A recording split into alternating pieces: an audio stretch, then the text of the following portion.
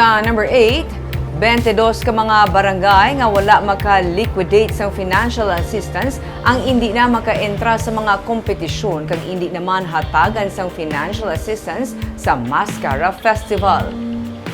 Sa 23 ka mga barangay nga gintagaan deadline sang Biyernes, ang barangay 34 pa lang ang nakasubmit sang ila liquidation report para sa financial assistance gikan sa syudad nga gingamit sa Masskara Festival sa nagligid nga tuig.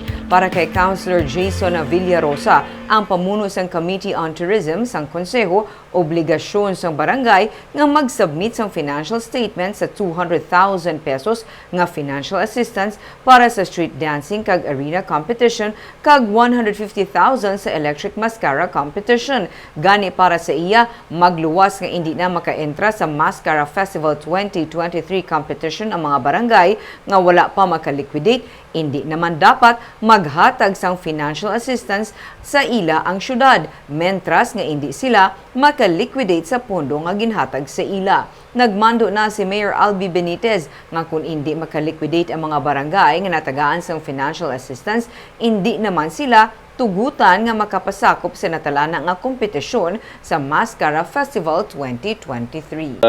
It still depends sa kay yung foundation, it still depends kay Mayor Albi Benitez. No, pwede man sila ka-join pero waay lang sila financial assistance from the city, waay lang sila financial assistance from the yung foundation, but pwede sila japon ka-join, pwede man na naton mahimo.